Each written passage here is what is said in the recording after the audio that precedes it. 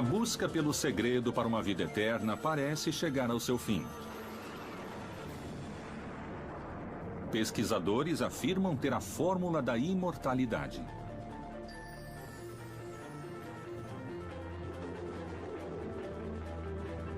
Os cientistas acreditam que a tecnologia levou a humanidade a prolongar cada vez mais sua existência biológica.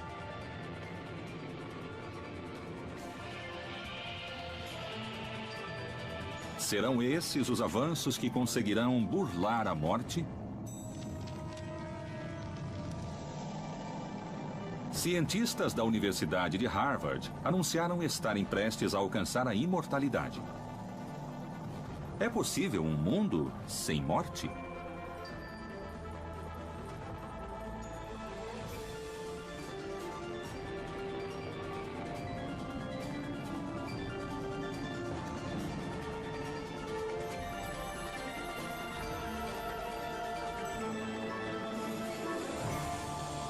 Vida eterna.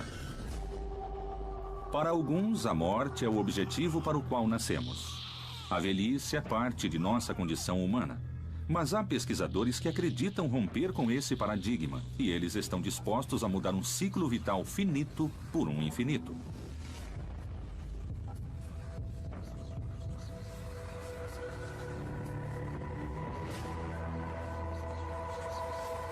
Mitos e lendas falam da existência de fontes misteriosas e de poções mágicas, capazes de dar a vida eterna.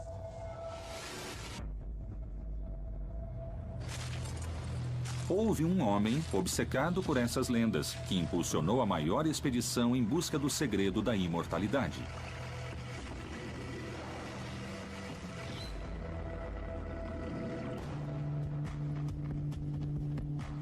Dizem que o Poço de San Agustín, na Flórida, é o lugar onde Ponce de León chegou. E, segundo fontes dessa época, esse poderia ser o Poço da Eterna Juventude. Muitos arriscaram tudo buscando respostas. Vamos controlar o processo de envelhecimento e criar um grande confronto com as religiões, porque isso já aconteceu antes com a ciência várias vezes. A obsessão da humanidade por descobrir o segredo da imortalidade parecia não conhecer limites.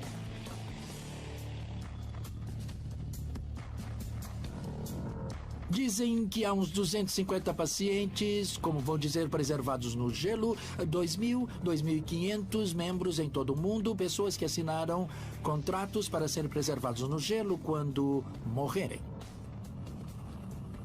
A história revela que as buscas no afã de se tornarem seres imortais não tinha preço.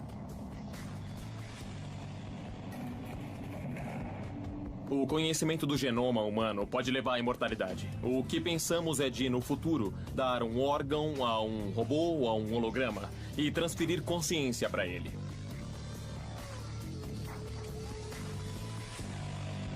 O importante para cada pessoa, no fim das contas, não é quantos anos vivemos, mas de que maneira vivemos. Será que iríamos desfrutar da imortalidade e também ser saudáveis? Será que chegaria algum momento que pediríamos para morrer?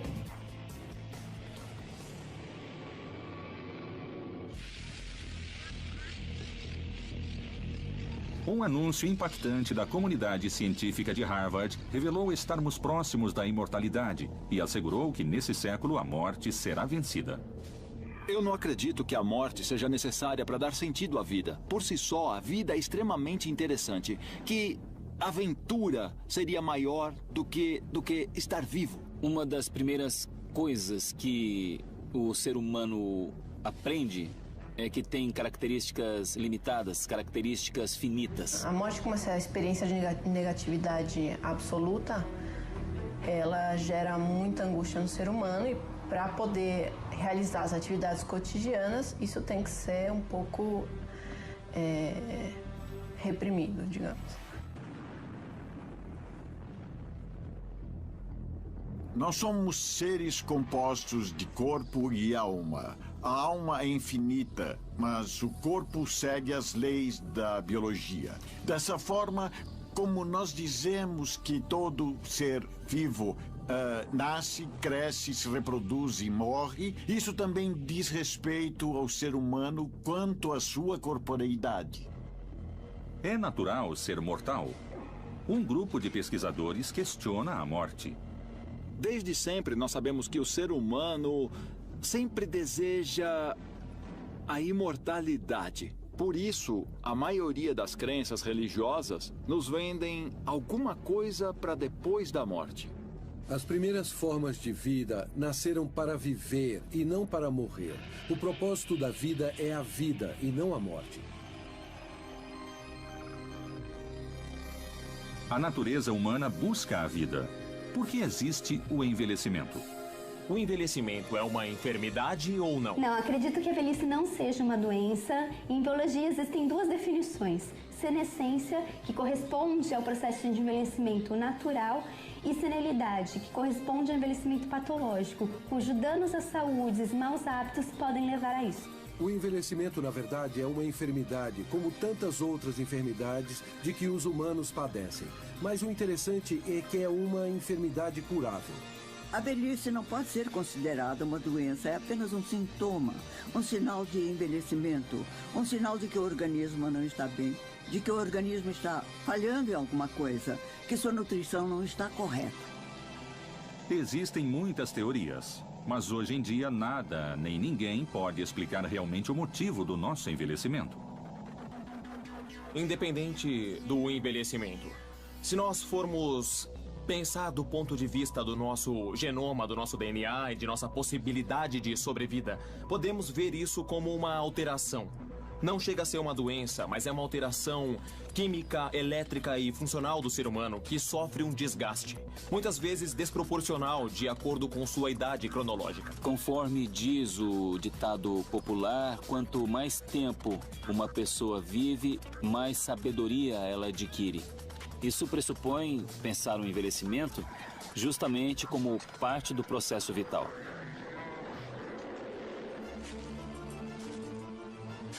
Essa obsessão por deter a velhice foi o que levou um conquistador espanhol a se interessar pela história da fonte da juventude. Seu nome, Juan Ponce de León. Esse conquistador pode ter encontrado a fórmula e guardado o segredo até os nossos dias? A obsessão de Ponce de León era a busca de um dos mitos centrais da cultura ocidental, a fonte da eterna juventude, que sua expedição tentou localizar e que, segundo ele e seus informantes, estaria no que agora conhecemos como a Flórida. Pouco tempo depois do descobrimento da América, uma história extraordinária exigiu a força de Ponce de León, a existência de uma fonte mágica no novo continente. O ser humano sempre quis viver melhor, sempre quis viver mais. Por isso, nós falamos das religiões. O objetivo das religiões é explicar por que uma pessoa morre e o que vem depois da morte. O primeiro livro escrito da humanidade é sobre a imortalidade. As velhas tradições legendárias europeias e asiáticas falam permanentemente dessa fonte da juventude. Há referências nas épocas romanas, desde o período grego e também durante o domínio muçulmano, por exemplo, na Espanha. Elas fazem referência a esse lugar onde há essa água florida, essa água que rejuvenesce, essa água que poderia devolver a vida aos homens. Na China, um dos imperadores mais famosos, 100 anos antes de Cristo, invadiu o Japão pensando que nas ilhas japonesas também tinha algo que os tornaria imortais. Então isso é algo que ocorreu em todas as culturas do mundo durante milênios. De que se tratava essa fonte?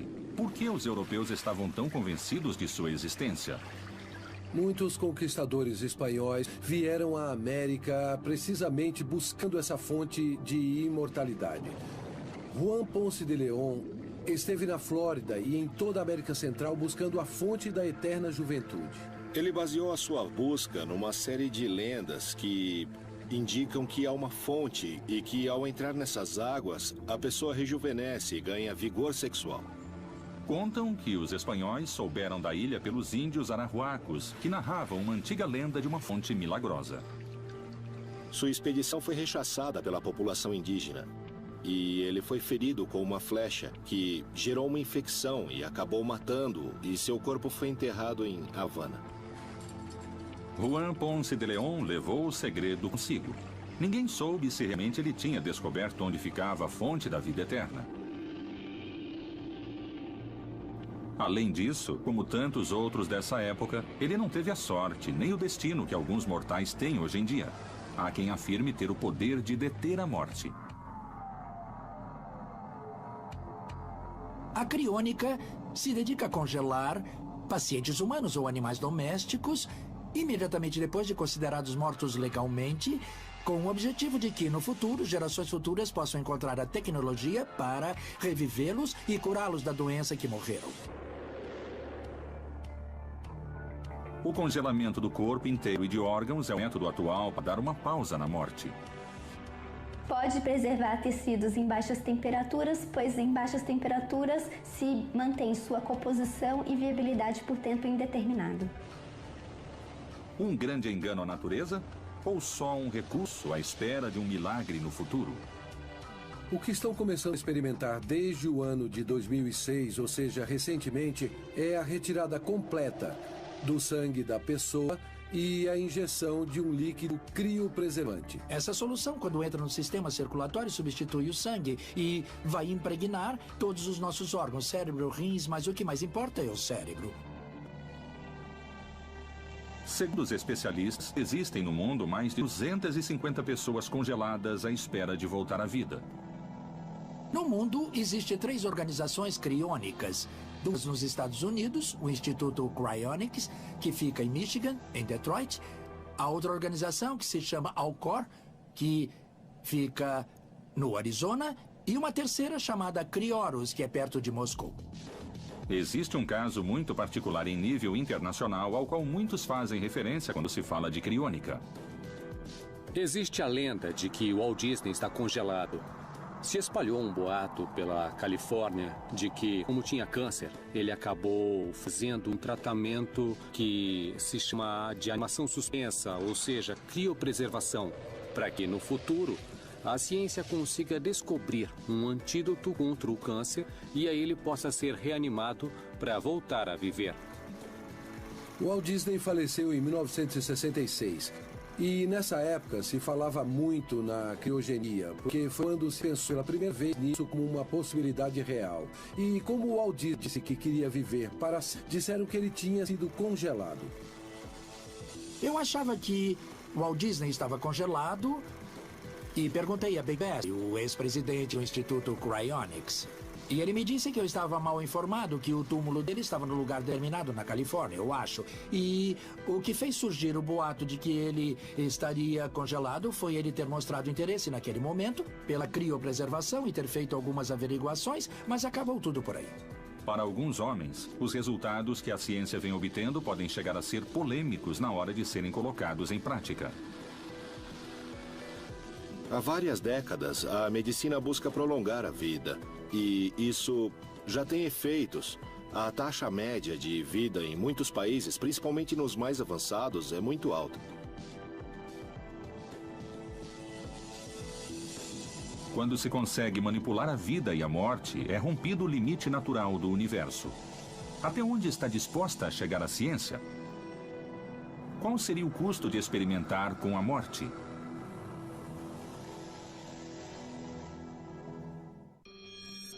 As primeiras formas de vida nasceram para viver, não para morrer. Desde tempos imemoriais, sabemos que o ser humano deseja a imortalidade. O importante não é quantos anos vivemos, mas de que maneira vivemos. E criaremos um grande confronto com as religiões e com a ciência, porque isso já aconteceu várias vezes. A criônica se dedica a congelar pacientes humanos com o objetivo de que, no futuro, possam revivê-los e curá-los da doença da qual morreram.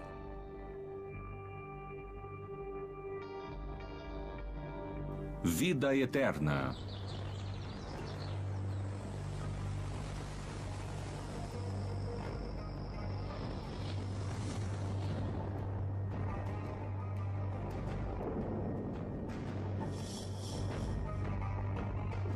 Na antiguidade, havia um processo para a conservação dos corpos: a mumificação. Nessa busca por ser imortal, muitas vezes os homens não se contentavam que só a sua alma fosse imortal. Então eles queriam continuar, permanecer com o seu próprio corpo carnal. E começaram diferentes processos ou diferentes experimentos para isso. O mais conhecido é o da mumificação nas culturas egípcias. As mumificações começaram talvez há 5.000 anos.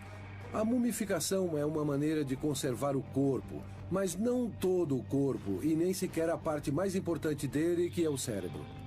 Graças à mumificação, os corpos dos faraós se mantêm em perfeito estado até os dias de hoje.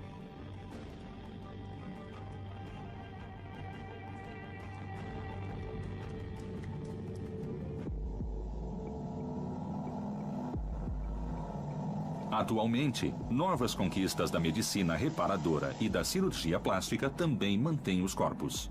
As cirurgias estéticas, elas podem funcionar como uma forma de afastar no imaginário a possibilidade da morte. Hoje em dia, na minha profissão, existem procedimentos que ajudam a pele do nosso corpo e do nosso rosto a ficar menos enrugada. Hoje eu tenho pacientes de 80 anos que estão muito bem. Quando antes um paciente de 80 anos já estava muito decrépito, muito cansado. A cirurgia plástica faz com que as marcas do tempo sejam visíveis nos corpos.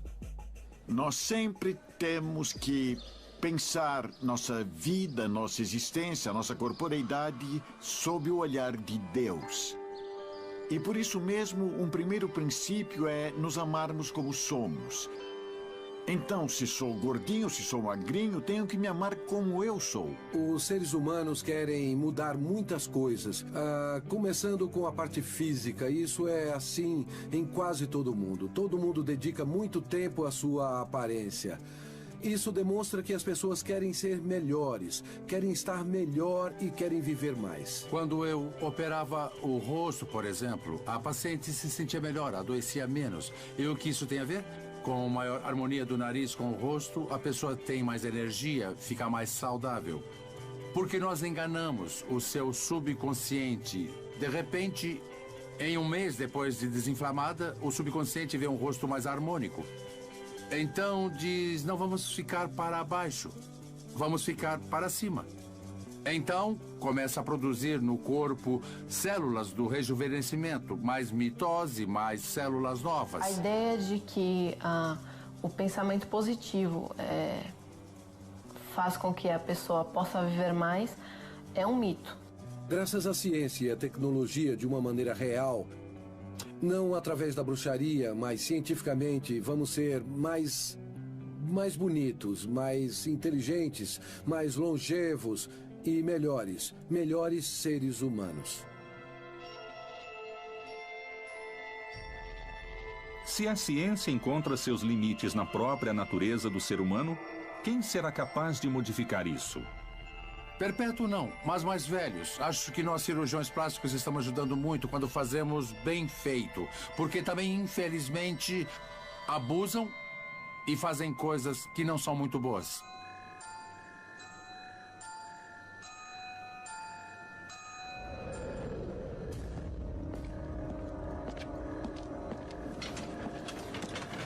Os pesquisadores falam da existência de um projeto chamado Sangue dos Deuses, ou Sangue dos Imortais, que foi posto em prática por cientistas nazistas.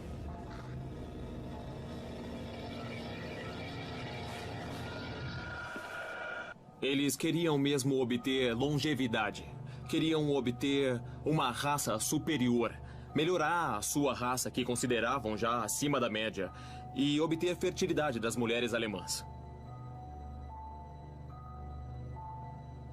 Em plena Guerra Mundial, muitos afirmam que o regime nacionalista de Hitler buscou a vida eterna mediante experimentos secretos em seres humanos.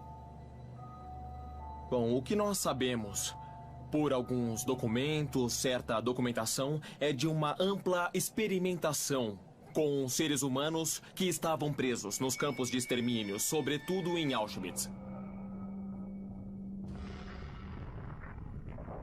Eram judeus, eram ciganos e alguns eslavos de descendência judaica, porque eram considerados povos parasitas pelos nazistas. Todas essas pesquisas eram mantidas em máximo sigilo, sob ordens do Terceiro Reich. Os nazistas chegaram perto de obter a fórmula para a imortalidade.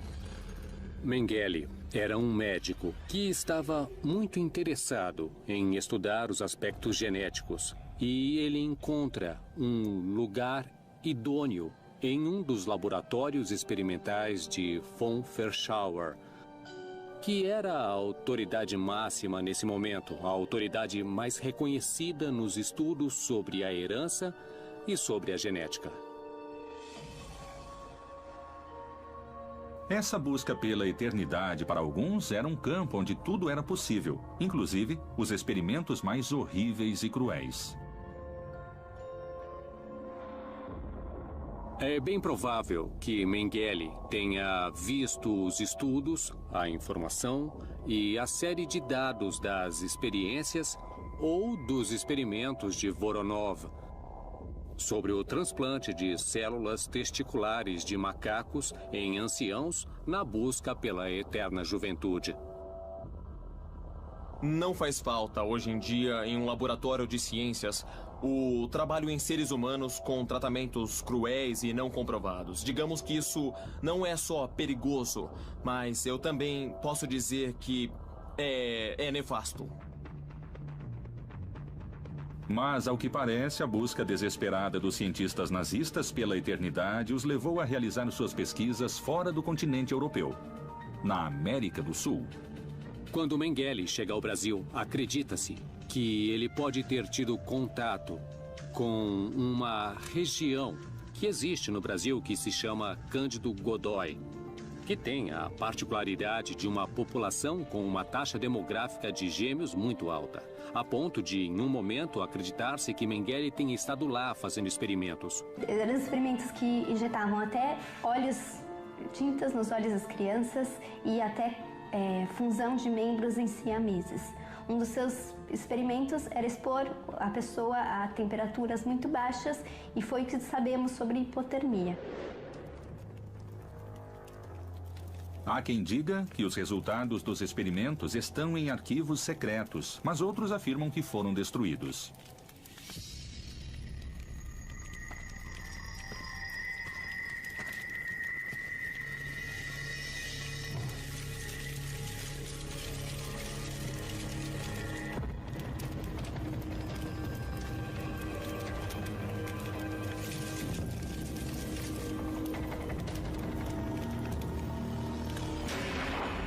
O nazismo e os remédios que tinham como objetivo a longevidade, esses remédios secretos, esses complexos, essas pesquisas, lamentavelmente morreram quando morreram os seus cientistas.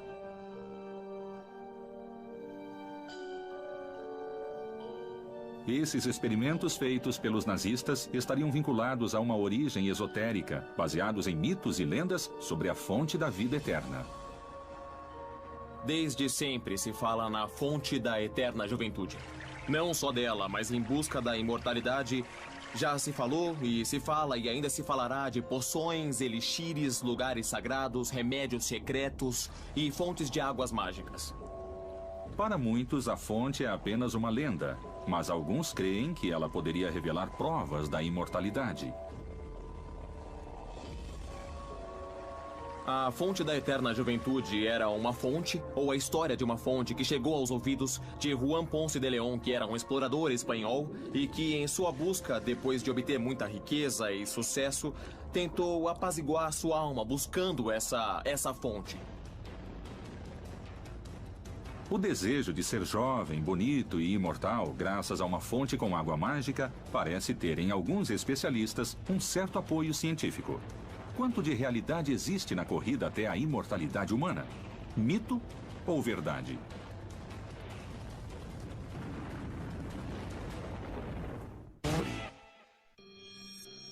As mumificações começaram talvez há 5.000 anos. A mumificação é uma maneira de conservar o corpo. Existem procedimentos que ajudam a pele do nosso corpo e do nosso rosto a ficar menos enrugada. Uma ampla experimentação com seres humanos presos nos campos de extermínio. Mengele era muito interessado em estudar os aspectos genéticos em sua busca pela eterna juventude. Em busca da imortalidade, já se falou, se fala e se falará de poções, de elixires e de fontes de águas mágicas. Vida eterna.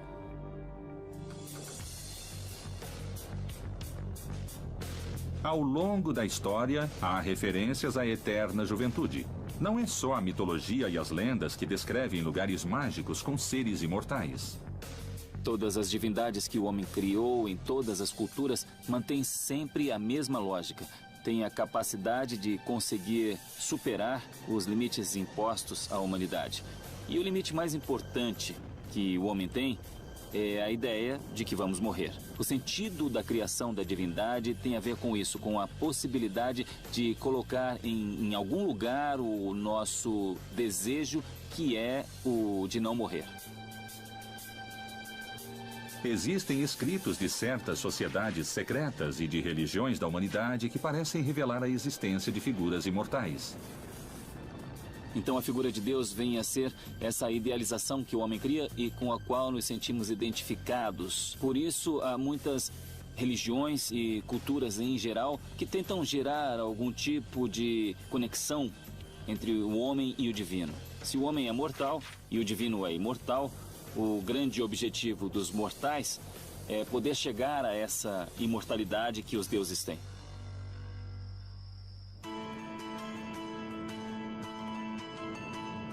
Nas religiões e culturas milenares, com deuses, reis, sábios e guerreiros imortais, mas também na cultura ocidental, na religião católica, podemos encontrar indícios de imortais. A Igreja nos diz que a ressurreição significa que aquilo que se separou com a morte, o corpo e a alma, se unirá. E então, no céu, esses corpos gloriosos estarão diante da presença de Deus. A ressurreição foi justamente esse grande, digamos, invento que o homem criou em algum momento para vencer esse medo, não só da morte, mas medo da degeneração, que é algo quase tão impactante quanto a morte. Culturas muito diferentes, distanciadas no tempo e no espaço, com um denominador comum: seres imortais. O que há por trás de todos os mitos e escritos sagrados? Dizem que há já 4 dias Lázaro estava morto. Dizem que, inclusive, cheirava mal, tinha entrado em processo de decomposição. Removeram a pedra que tampava a sua tumba e ele saiu de lá caminhando. Esse é um dos milagres mais contundentes por parte do Senhor Jesus. Para podermos entender que se trata de algo divino que aconteceu a um homem, basta que nós observemos o relato da chamada ressurreição de Lázaro. Só pode ressuscitar um humano que morreu, alguém que não é humano. Nos escritos religiosos, a imortalidade era, em muitas ocasiões, algo estranho, divino. Hoje, é a ciência que parece ser a responsável por nos abrir o caminho para a vida eterna. Há algumas pessoas que dizem que a morte é necessária para dar sentido à vida. Se alguém diz que a morte é necessária, então que morra de uma vez. Ou seja, isso não tem base num argumento filosófico profundo. Biologicamente, a vida nasceu para viver. A vida não nasceu para morrer. Quando as pessoas dizem que a morte é necessária, é porque até agora era impossível deter a morte dos humanos. Uma parte da ciência começa a dar os primeiros passos e, com ela, parece existir um caminho muito claro para se chegar à imortalidade. A medicina ortomolecular é uma ferramenta a mais para prolongar a vida, para obter longevidade. A medicina ortomolecular busca a reconstituição para que o corpo se mantenha depurado, se mantenha balanceado, se revitalize e assim consiga ter mais bem-estar. Não há doenças, somente deficiências nutricionais de vitaminas, minerais e aminoácidos. Se você supre a deficiência, reativa a função. Eu quero dizer que você põe em movimento órgãos que não estavam funcionando, que foram se atrofiando por falta de nutrientes. O novo horizonte desbravado por Linus Pauling, criador da medicina ortomolecular, afirma que o meio ambiente afeta as moléculas e, portanto, o corpo do homem. A medicina ortomolecular combate as deficiências do organismo para reverter o envelhecimento. Mas isso é possível? Ou essa nova ciência só controla um equilíbrio biológico do qual o homem se descuida? Acho que viemos de um paradigma médico da medicina sabe? Sempre estamos ante uma doença. Por isso os médicos receitam anti-inflamatórios, antibióticos, antitérmicos. E esse novo paradigma é um paradigma da possibilidade que o organismo tem de se desintoxicar, se balancear e se revitalizar. Quer dizer que a medicina ortomolecular vai na raiz, na origem do problema, onde começou esse desequilíbrio. Que substância está faltando? Que órgão está se atrofiando para reativá-lo? E reativando esse órgão, você tem um corpo novo. A medicina ortomolecular traz uma vida mais plena ao homem? Para reverter o envelhecimento e alcançar a vida eterna, o principal seria o sangue, que leva os nutrientes a todas as células do organismo, permitindo sua sobrevivência. Bem, o sangue é um tecido na realidade. Ele é muito importante no sentido em que leva o oxigênio dos nossos pulmões e é bombeado pelo coração e leva o oxigênio, os nutrientes de todas as nossas células, ou seja, é o combustível que nos alimenta continuamente. Sangue é água com células diluídas. Sua função é levar nutrientes, hormônios e gases aos tecidos. Eu comparo o sangue com o universo. Ele é essa interconexão. O sangue conecta todo o nosso corpo. O sangue também é signo de amor.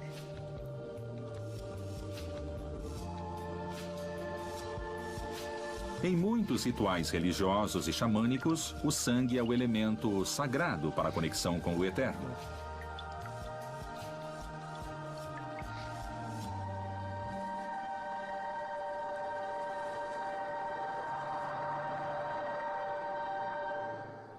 Jesus disse: aquele que comer da minha carne e beber do meu sangue permanecerá em mim, e eu permanecerei nele. Não só as sagradas escrituras falam de seres imortais. A literatura universal também o faz. Na busca pela imortalidade, também há toda uma série, digamos, de mitologias e de relatos que buscam encontrar tipos de figuras intermediárias. Nós estamos falando aqui justamente de figuras que estivessem na interseção entre o que é humano e o que é divino. Uma dessas figuras que é muito famosa é justamente a figura do vampiro. Se pretendia criar uma espécie de humano que fosse um pouco mais que um ser humano, que tivesse elementos um pouco mais poderosos que o habilitasse à imortalidade. O sangue simboliza nesses seres mitológicos e literários o poder para uma vida eterna. Por que o sangue? O segredo da vida eterna estaria no líquido vital do homem? O vampiro é quase que irreconhecível no princípio. Ele é um ser humano, mas ao mesmo tempo ele está numa condição que é absolutamente proibida para nós, seres humanos. O sangue, que para ele é uma espécie de líquido que lhe dá o poder da eternidade. Que outros caminhos há para se chegar à vida eterna? Existe um lugar alheio a toda a ciência e tecnologia onde vivem pessoas que parecem não ter limite de idade. São os chamados imortais do século XXI.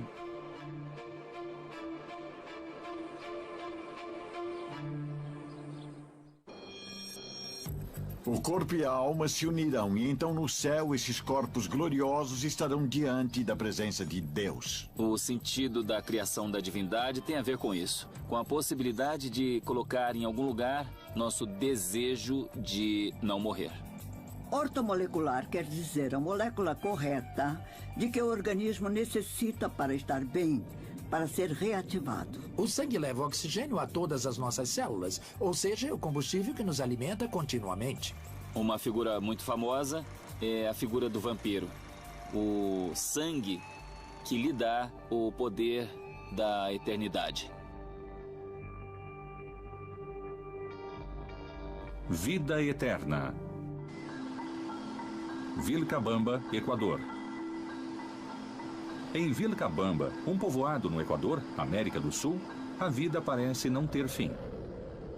Um lugar onde parece existir algo especial, que permite a seus habitantes viver mais de 120 anos.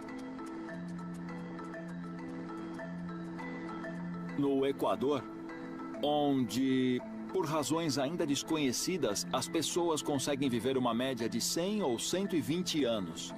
Há um mistério ou alguma coisa científica para as maravilhas que acontecem aqui em Vilcabamba.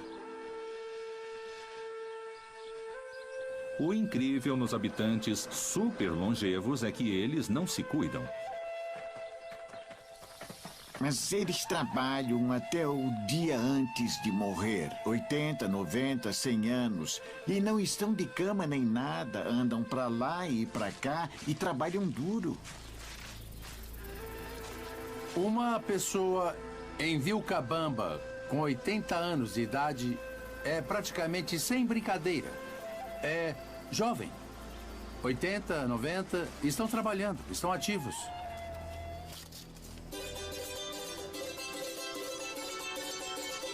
Eu sempre vivi muito saudável, nunca fiquei doente, vivi sempre trabalhando.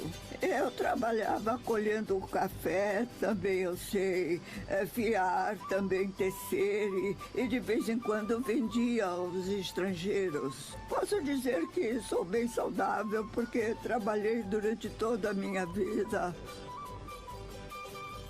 Meu marido é José Javier Delgado. Ele tem 103 anos. Foi a uma várzea buscar uns animais. Ele leva um graveto e, se a vista escurece, ele para e depois continua. Cada integrante da família, nesse caso o homem, se dedicava a levar alimento para casa, enquanto a mulher se dedicava ao seu papel de trabalho sem salário, que era o ser mãe e dona de casa. E isso fez com que esse fosse um excelente período de boas condições para a alimentação. Sem ter nenhuma ajuda científica ou tecnologia, os habitantes desse lugar parecem realizar o desejo de uma vida eterna. Os segredos para uma vida longa em Vilcabamba se devem a muitos fatores. A água, o clima, a paz, a tranquilidade, a alimentação, a dieta que os mantém longevos. O alimento era mais saudável, era a yuca, a cevada, a batata doce, o feijão, a berinjela. Era tudo limpo, tudo saudável, nada de remédio. No vale funciona um único hospital, Coquiti Otani, fundado graças à doação de um turista que conseguiu se recuperar de suas doenças. Coquiti Otani foi uma pessoa muito influente que esteve por aqui de passagem. Disseram a ele que em Vilcabamba tinha gente com uma qualidade de vida muito maior.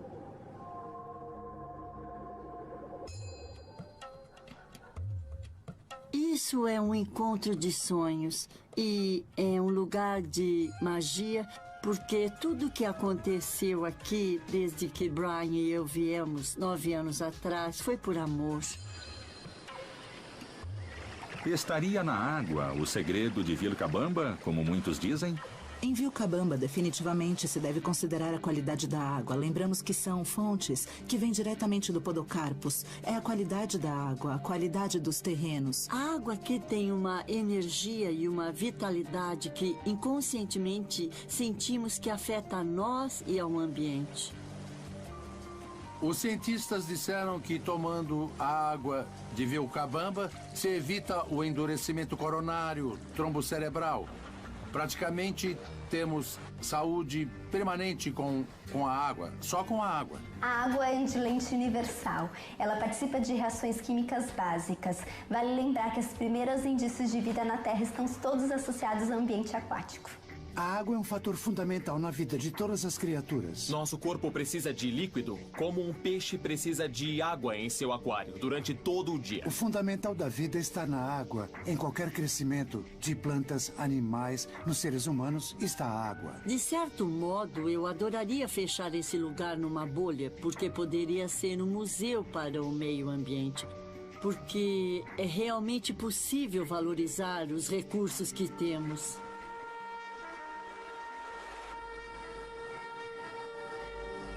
Vilcabamba é a prova de que a natureza parece dar ao ser humano a esperança de chegar à imortalidade.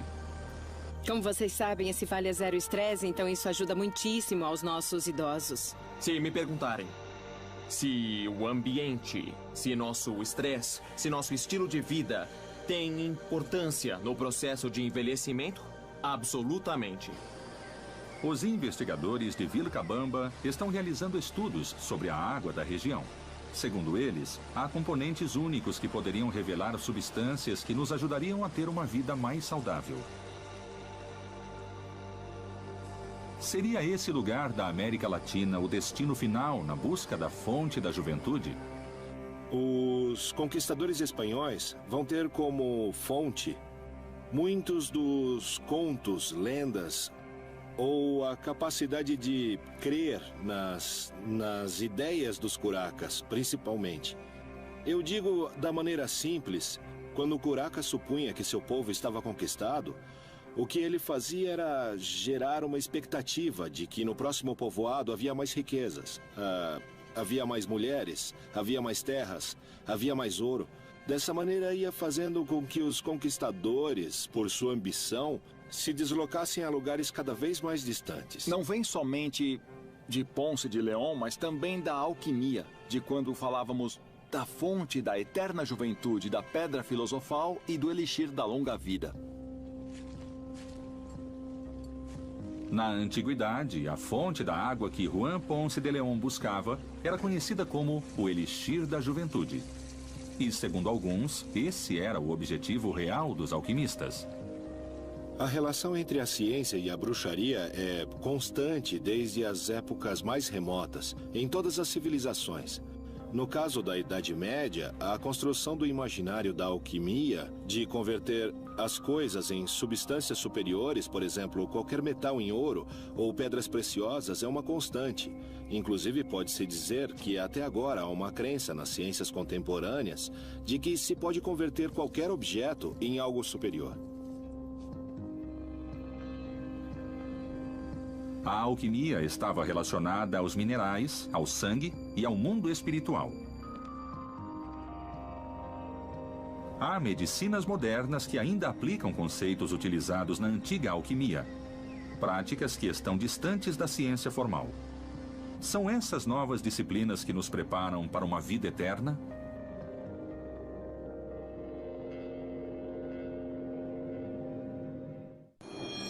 No Equador, por razões ainda desconhecidas, as pessoas conseguem viver uma média de 100 ou 120 anos. Existem casos de pessoas que vieram a Vilcabamba e se curaram, especialmente de doenças do coração. O segredo da longa vida em Vilcabamba está na água, no clima. Lembramos que são fontes que vêm diretamente do Podocarpus. O fundamental da vida está na água. Em qualquer crescimento está a água. Por isso é considerado o Vale da Eterna Juventude.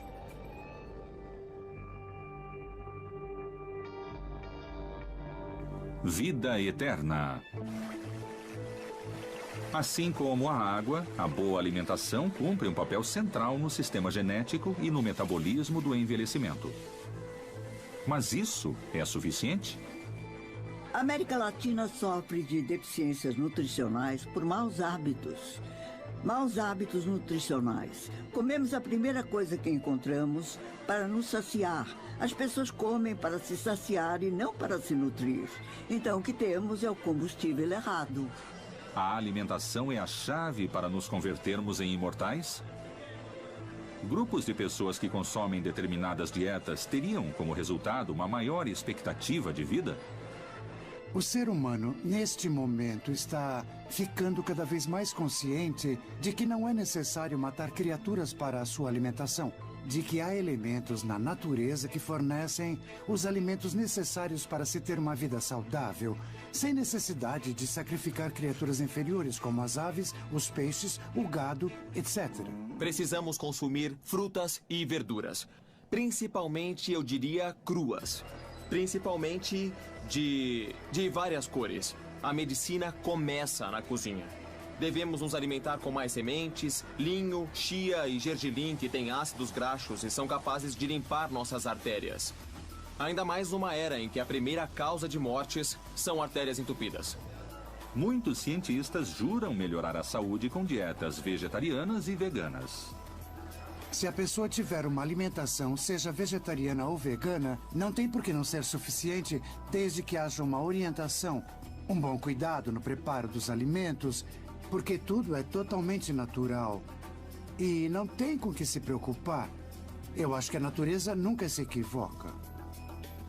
A dieta vegana consiste em não consumir alimentos de animais que possam sentir. É uma filosofia de vida que respeita os seres vivos e não utiliza nenhum derivado desses animais. Eu acredito que as pessoas que optam por uma alimentação mais de acordo com a natureza do ser, elas, consequentemente, elas vão estar... Se ela está ajustada com a natureza do ser, é mais fácil ela ser feliz.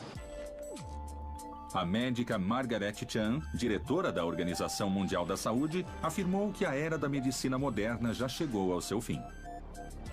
Os antibióticos não terão mais efeito, porque as sociedades se alimentam com carne carregada de antibióticos que muta a resistência natural. Eu digo que comer carne traz muitos malefícios, basicamente porque não faz parte da nossa natureza, né? A gente tem toda uma constituição fisiológica de um ser herbívoro, frugívoro. Então, tudo que a gente traz que não faz parte da nossa natureza é um problema para o organismo. O homem envelhece mais. E não tanto pelo trabalho, mas pelos hábitos. É engraçado porque o ser humano ele evoluiu tanto tecnologicamente, geneticamente, na estrutura dos alimentos geneticamente modificados. A gente tem evoluído tanto, e agora caiu a ficha de que a gente tem que voltar para o que é a natureza, né? Alimentos orgânicos, se alimentar de uma forma mais natural, tudo isso está sendo colocado em questão. A alimentação é um fator importante na evolução humana. Mas o que aconteceria se essa evolução, graças à tecnologia atual, se congelasse para despertar no futuro? Isso é algo que hoje muitos tentam para conseguir uma vida eterna. A criopreservação surge nos anos 60. O pioneiro que a propõe e a desenvolve é Robert Ettinger, que foi também fundador do Instituto de Criônica, no Michigan, que propunha a criopreservação em nitrogênio como uma possibilidade de se manter intacto até que se possa curar a enfermidade da qual a pessoa morreu. Meu pai, Robert Ettinger, foi o fundador do movimento de criônica. Ele escreveu um livro nos anos 60 chamado The Prospect of Immortality, que introduziu a ideia. Então é uma coisa com a qual eu cresci e me familiarizei a vida toda. Meu primeiro contato com a ideia da criônica começou quando eu tinha uns 13 anos. Eu estava lendo umas revistas, não um livro de criança, obviamente, e ele contava que o Walt Disney, provavelmente um dos exemplos mais famosos, que ele se preservou criogenicamente. Agora, como uma garota jovem, com pouco dinheiro, cresci numa família pobre, isso parecia um sonho fantástico, mas inatingível. De verdade.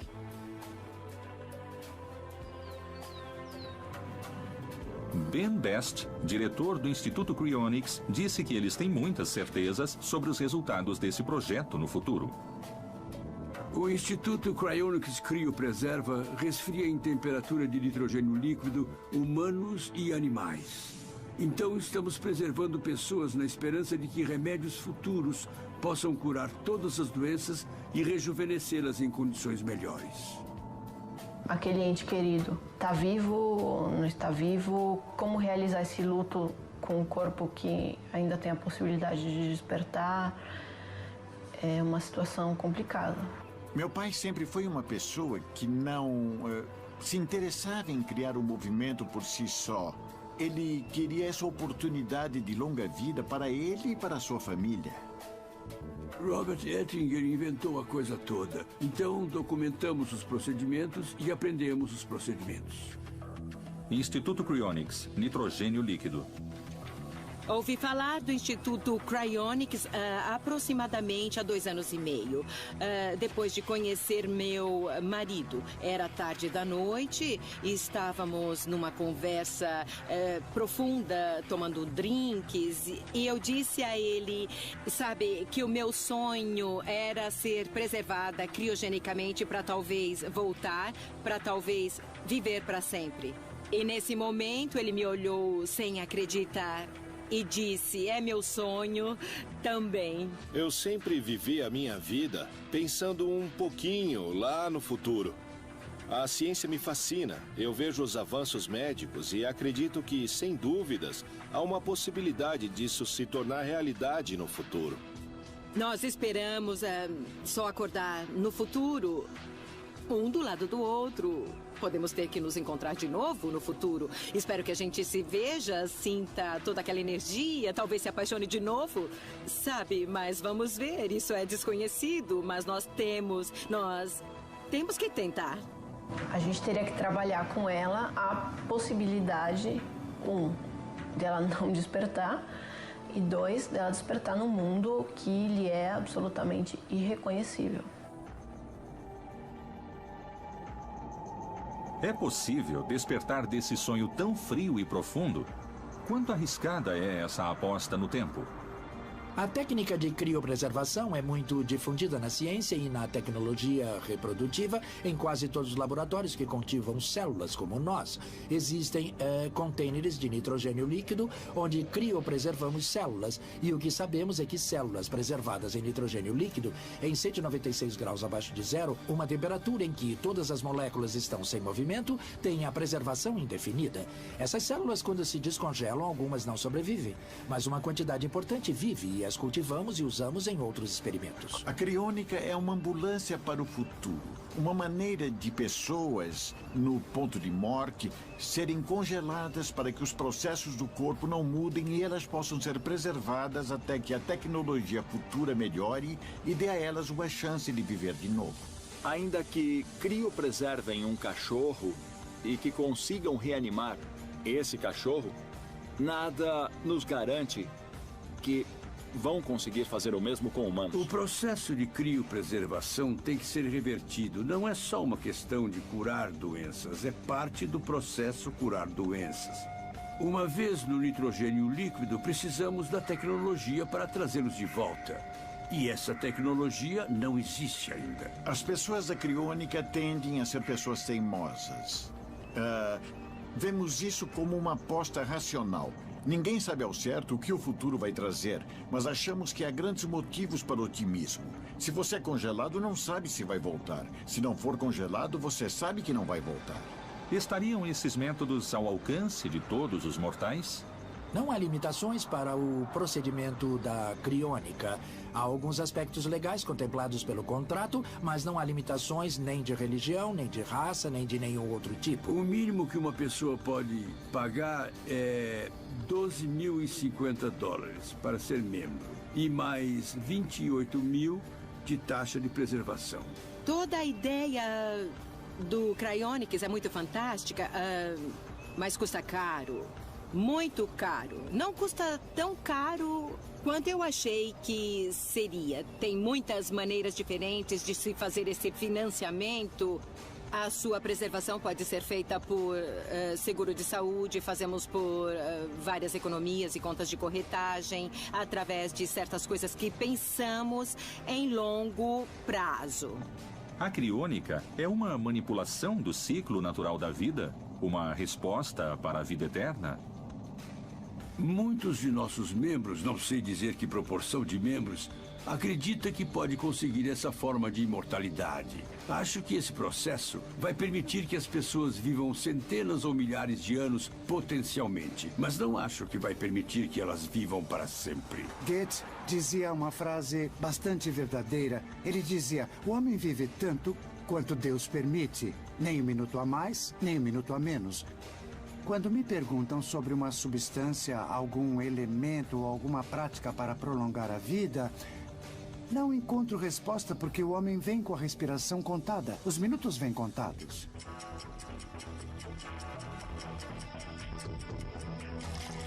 Há líquidos, alimentos, energia que o corpo consome para se manter vivo. Alguns apostam na natureza. Creem que nela está a chave para se viver para sempre. Mas a cadeia alimentar dos seres vivos é também um ciclo de morte. O homem pode desafiar a ordem do universo?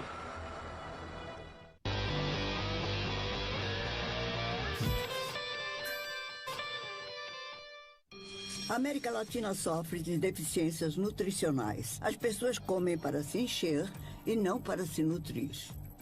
E agora caiu a ficha de que a gente tem que voltar para o que é a natureza. Alimentos orgânicos. Precisamos consumir frutas e verduras. A medicina começa na cozinha. O Instituto Cryonics criopreserva humanos e animais. Remédios futuros podem curar todas as doenças e rejuvenescê-los em condições melhores. A criônica é uma ambulância para o futuro. Se você é congelado, não sabe se vai voltar. Se não for congelado, você sabe que não vai voltar.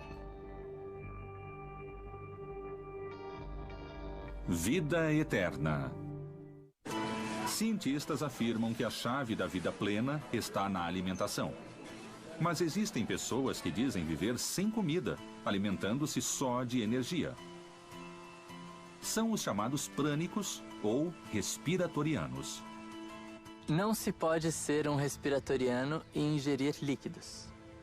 Agora, se tratando de ser um prânico, sim. O prânico seria aquele que vive na consciência prânica, ou seja, nessa consciência mais elevada, nessa vibração mais elevada, e que pode optar por ser um respiratoriano, mas que enquanto prânico, ou seja, que vive nessa condição, ele pode inclusive comer de vez em quando, né? Ele pode tomar líquidos, mas o respiratoriano,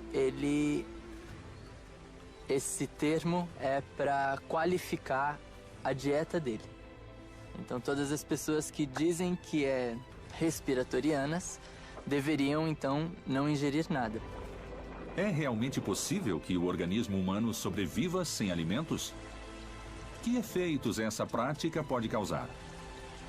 O prana é energia vital. Tudo que engloba eletricidade, magnetismo, gravidade, o homem pode viver de prana, ou seja, de respiração cósmica.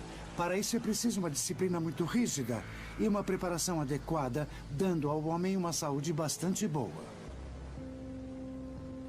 Alguns especialistas questionam essa tendência. Afirmam que é impossível, já que, cientificamente, não está comprovado que se possa viver sem alimentos. Se a gente opta pelo respiratorianismo, de uma forma pelo apego ao não comer, pode ser muito perigoso e as pessoas podem morrer fazendo esse tipo de processo. É muito importante as pessoas terem consciência de qual a motivação delas, né? Porque as pessoas simplesmente pegam a técnica e adequam a técnica ao dia a dia delas. Fazem um processo de 21 dias trabalhando dentro de um grande centro, de um centro urbano, com todas as interferências, e isso é perigoso. Assim como existem grupos de pessoas com ideias alternativas sobre a alimentação, nas ciências se encontram cientistas que estão criando uma nova era de pesquisas.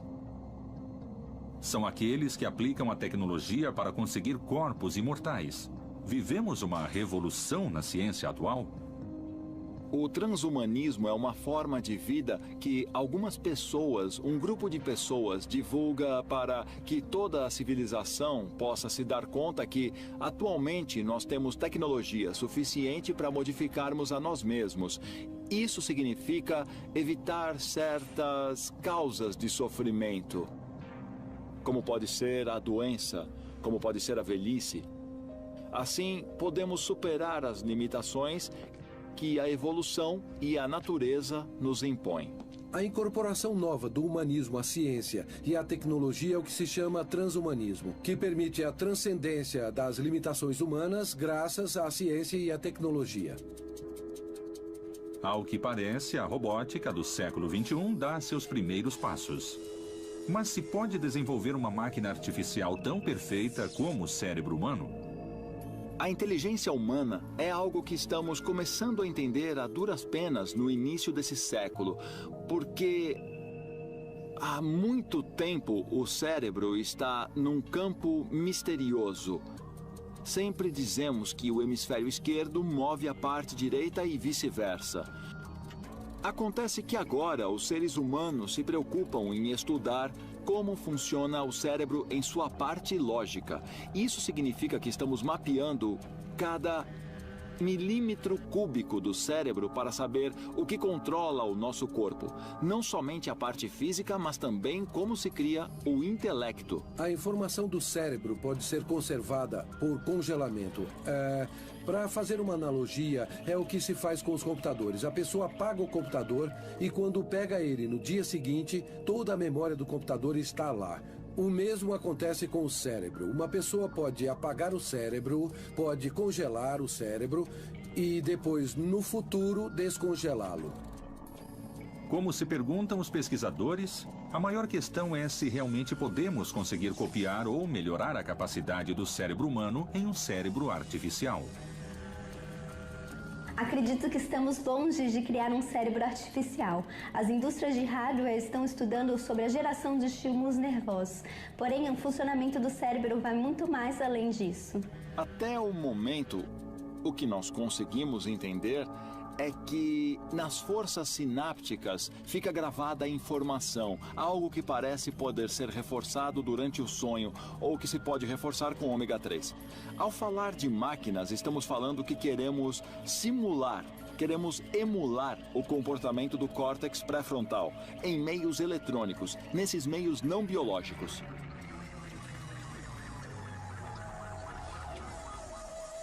E você pode descarregar o seu cérebro num computador. Hoje, um sistema de computação pode ter a capacidade de um instante cerebral, mais ou menos. Mas em 20 e 30 anos, acredita-se que com a velocidade em que avança, um computador vai ter a capacidade de um ser humano. Componentes artificiais podem substituir os componentes naturais? Hoje em dia, a tecnologia tem a resposta a essa pergunta? A nanotecnologia é a manipulação da matéria em escala molecular e atômica. Isso significa manejar átomo por átomo. Um nanômetro é 1/1000º de milímetro, ou seja, é algo pequeno, pequeno, pequeno, do tamanho dos átomos e das moléculas. Então a nanotecnologia é essa tecnologia à perfeição. É pôr átomos onde queremos átomos, moléculas onde queremos moléculas. É um mundo onde não vai haver desperdício. Muitas dessas coisas que hoje podemos difundir como verdade, amanhã podem deixar de ser verdade, e a verdade pode ser outra. Mas nesse momento não estamos falando de ficção científica, estamos falando de uma realidade que a maioria das pessoas pode até conhecer a respeito, mas pensa que é ficção. Super microchips, nanorobótica, cérebros artificiais. Um coquetel de elementos que parece ter deixado de ser ficção científica para se converter em ciência real. Onde se chegará? A biotecnologia e a nanotecnologia são tecnologias que têm a ver com as células, com os átomos, com as moléculas. A biotecnologia é a parte natural, por assim dizer, e a nanotecnologia é a artificial. Na nanotecnologia, chamamos de killer app os nanodispositivos que podem ser inoculados, seja por via intravenosa ou por via oral, para acabar com certos patógenos no corpo. Vamos poder saber exatamente que doença se pode ter e qual a probabilidade de tê-la, mas, repito, o interessante é curá-la. Não é necessário fazer exames clínicos. Simplesmente tome uma cápsula com uma quantidade de nanodispositivos que vão atuar em nível celular no seu corpo, célula por célula. Vamos curar todas essas doenças. Vamos curar Alzheimer, Parkinson, câncer. Vamos curar câncer assim que soubermos quais as bases genéticas dessas doenças.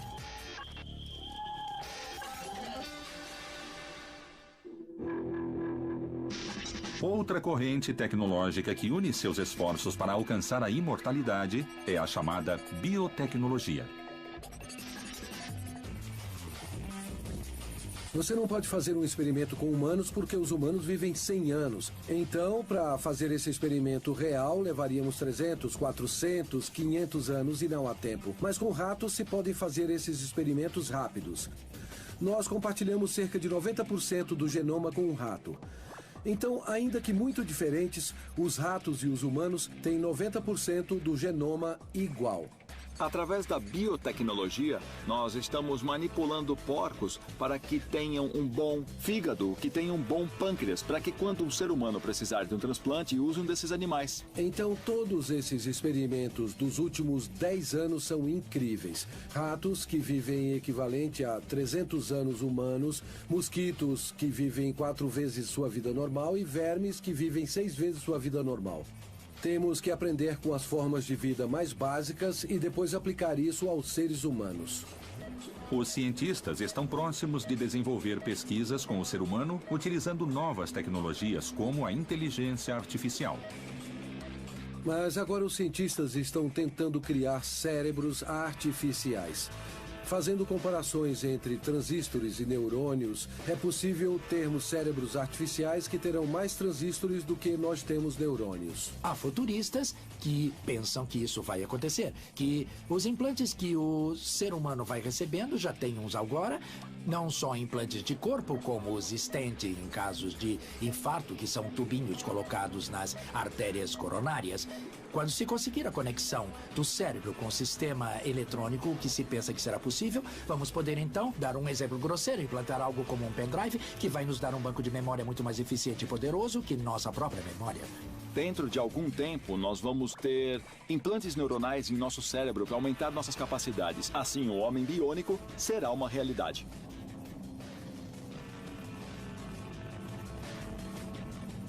Uma vez que se tenha conseguido a imortalidade do homem, a humanidade saberá a verdade? Talvez esse seja um segredo guardado sob muitas chaves. Ao mesmo tempo, cientistas asseguram ter a resposta. Quem serão os privilegiados a ter esse poder da vida eterna? Não se pode ser um respiratoriano e ingerir líquidos. Agora, se tratando de ser um prânico, sim. O prana é energia vital. O homem pode viver de prana, ou seja, de respiração cósmica, que dá a ele uma saúde bastante boa. A incorporação nova do humanismo com a ciência e tecnologia é o que se chama de transhumanismo, que vai permitir a transcendência das limitações humanas. A nanotecnologia é a manipulação da matéria em escala molecular e atômica. Quando se conseguir a conexão do cérebro com sistemas eletrônicos, vamos poder então implantar algo como um pendrive que vai nos dar um banco de memória muito mais eficiente e poderoso que nossa própria memória. Vida eterna. Os cientistas afirmam que será no ano 2045. Ou a ciência oculta uma descoberta maior? Existem imortais hoje em dia?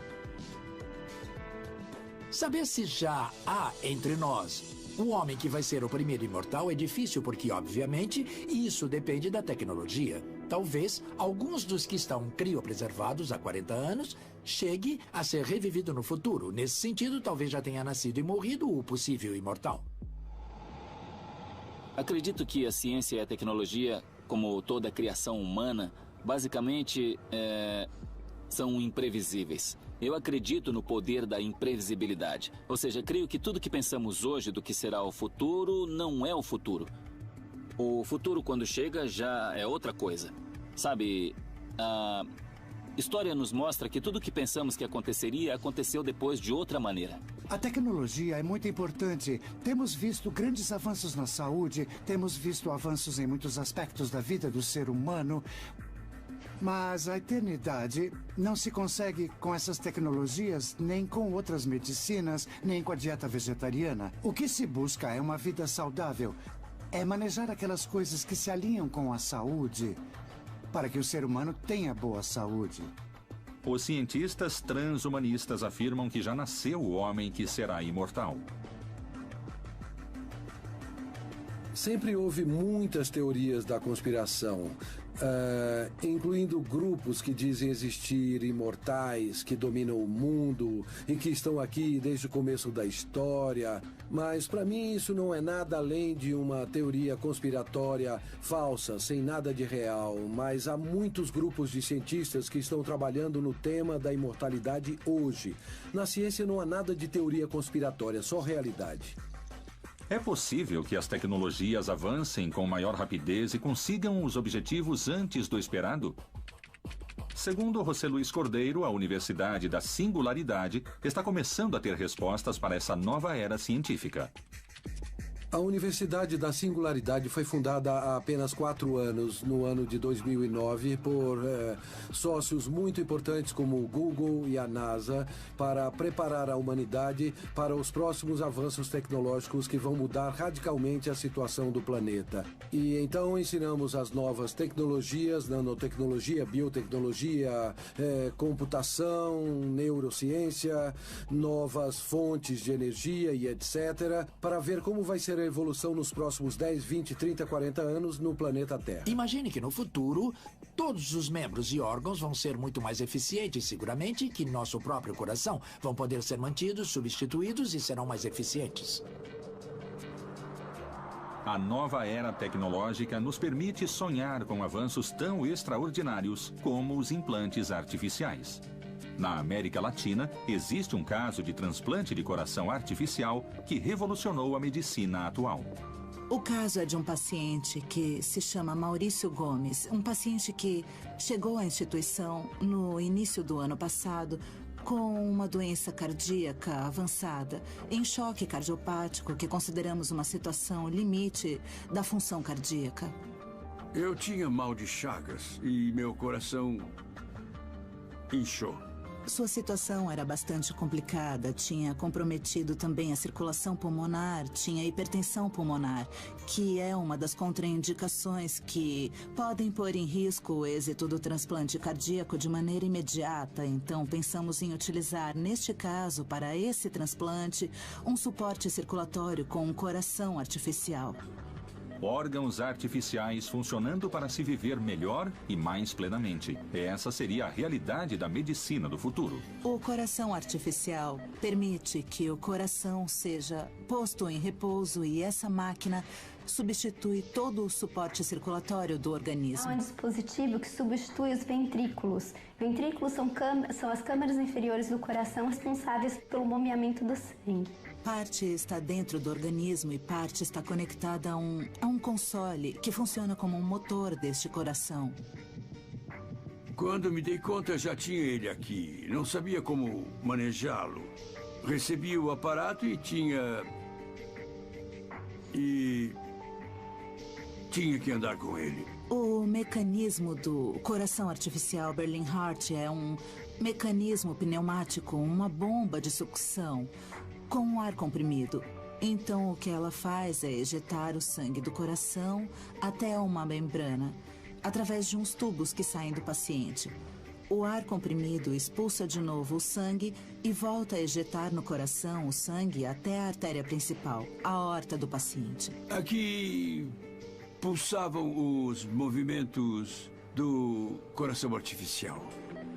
A maioria dos casos que utilizam corações artificiais o fazem de modo transitório, na espera de...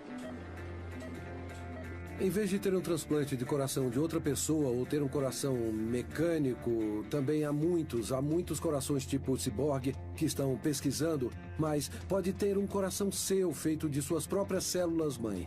Isso é possível hoje, mas é caríssimo. Estamos falando de bilhões de dólares. Mas nos próximos anos isso vai custar 10, 20 dólares. Os humanos não são caros. Quimicamente, somos muito baratos. Os humanos são 70% água. Os outros 30% dos humanos são de matérias muito simples. Carbono, cálcio, sódio, potássio. Então o custo de um humano, quimicamente, não chega a 100 dólares. Nem você, nem eu custamos 100 dólares em matéria-prima, em produtos. O que quero dizer é que fazer um coraçãozinho em matéria-prima pode custar pelo menos 4 dólares.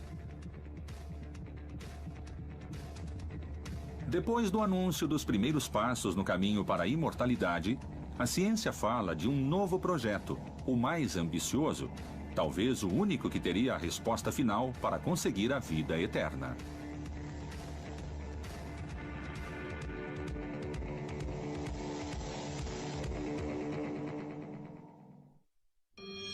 Talvez alguém que está criopreservado chegue a ser revivido no futuro. Nesse sentido, talvez tenha nascido e morrido o possível imortal. A tecnologia é muito importante. Temos visto grandes avanços na saúde. Pode ter um coração seu feito de suas próprias células-mãe. O mecanismo do coração artificial Berlin Heart substitui todo o suporte circulatório do organismo. A ciência e a tecnologia, como toda a criação humana, são imprevisíveis. Quimicamente somos muito baratos. Um coraçãozinho em matéria-prima pode custar pelo menos 4 dólares.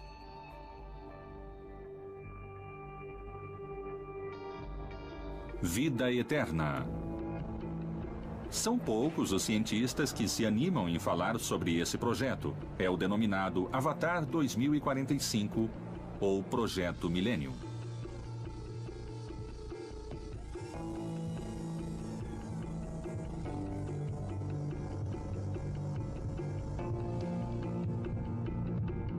O Millennium Project é a parte futurista das Nações Unidas que nasceu em 1996, apesar de agora ser uma ONG independente das Nações Unidas. Mas ela trabalha na visão a longo prazo da humanidade, do que vai ocorrer nos próximos 20, 50 ou 100 anos. Com respeito ao projeto Avatar 2045, sabe-se de um excêntrico milionário russo, Dmitry Itskov, que projeta num futuro próximo, consideramos que 2045 em ciência é muito próximo, poder realizar uma descarga da consciência em um corpo robotizado, em um holograma, em uma cópia de um mesmo ser não biológico. O projeto Avatar 2045 é uma iniciativa russa para que os humanos possam, em 2045, fazer um download de seus cérebros em avatares, em cópias holográficas de nossos corpos, e inclusive em corpos melhorados. Eles vão ser primeiro sintéticos e depois serão como hologramas que estarão no ciberespaço. Quais são os direitos e quais são as leis que terão um ser que não é nem totalmente humano, nem totalmente biológico, nem totalmente artificial? Se espera que em 2030, talvez até em 2040, o ser mais inteligente sobre o planeta não será um ser humano, mas também não será uma máquina. Vai ser uma simbiose entre os dois.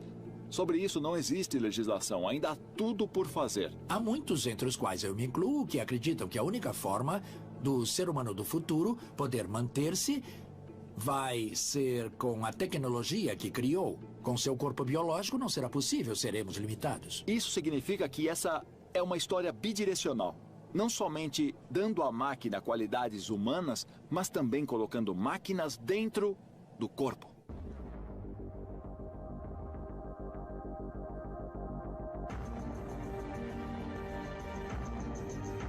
É possível alcançar essa tecnologia que nos permita viver num mundo habitado por humanos, metade biológicos e metade máquinas?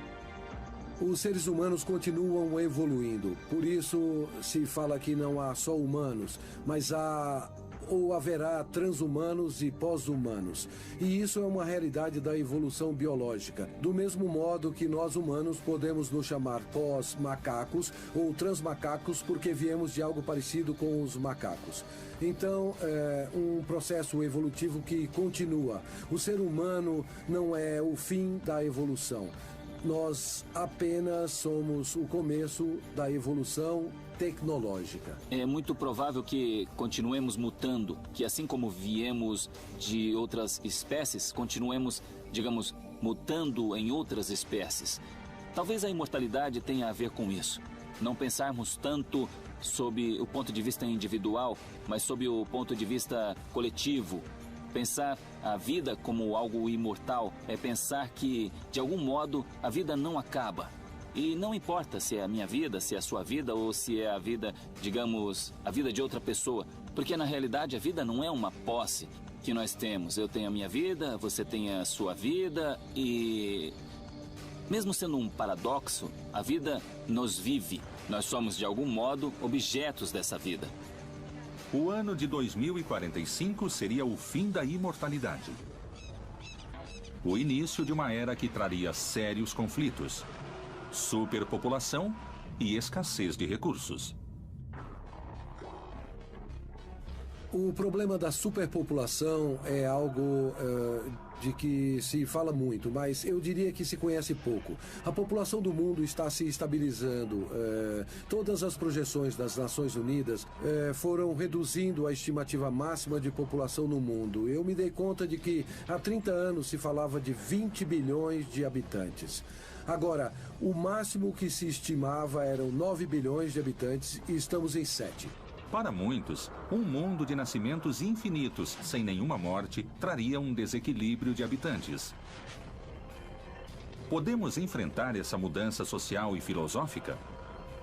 Seres ilimitados em um planeta limitado? A humanidade continua. E também temos as outras expressões. A Ásia é o continente mais populoso do mundo. Lá estão os hindus com mais de 1 bilhão, tem os chineses com mais de 1 bilhão. E o que será que acontecerá com a humanidade em 2060? Eu não sei.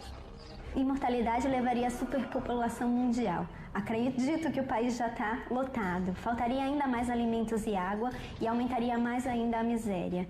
A segregação entre classes sociais também acredito que aumentaria. Antes da superpopulação chegar a ser um problema, haverá outros como o controle de natalidade ou a produção de alimentos que vão estar muito antes na primeira fila. Então não é o problema imediato a superpopulação e também o total esgotamento dos recursos do planeta. Mas há comida para todos nesse mundo e vai haver para todos. Então o fato de começarmos a nos congelar, o fato de começarmos a ter uma longevidade mais alta, não implica em não termos onde viver ou não termos o que comer. Depois do ano 2050, a estimativa é que a população comece a cair.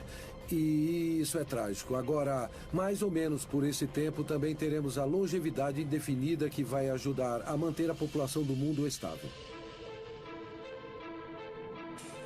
Hoje, nada é certo. A ciência avança e a tecnologia parece ser a chave para uma nova vida.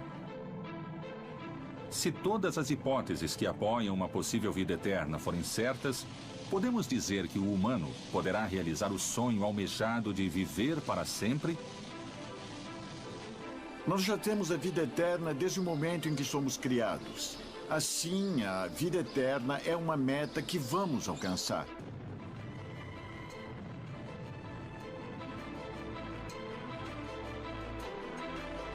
Toda vez que você decide, você faz. Se tem um corpo saudável e se entediou, a pessoa é quem decide.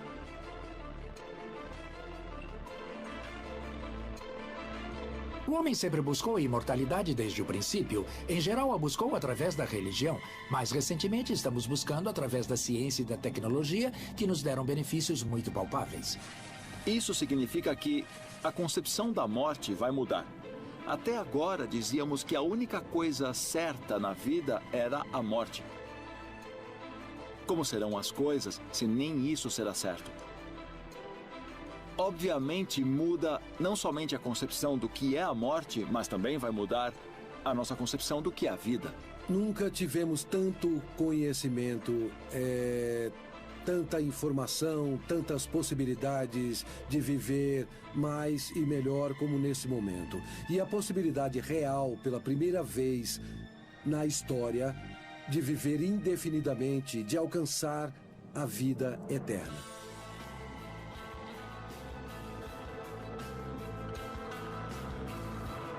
Um possível mundo sem mortes abre novas questões para a humanidade.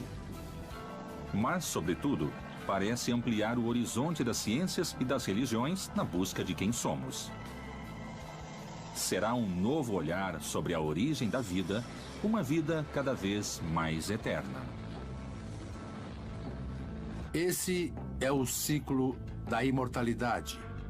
Por fim, depois de esperar tanto, o ser humano vai ser imortal. Se se inventasse tecnologicamente a ressurreição, certamente acabaria um homem tal qual nós conhecemos Acho hoje. que a primeira sensação ia ser de triunfo, né?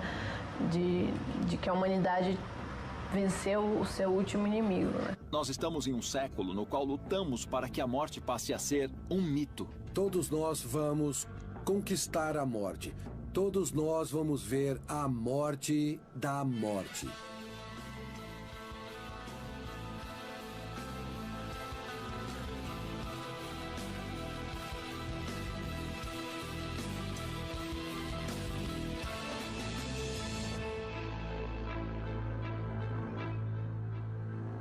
Vida eterna.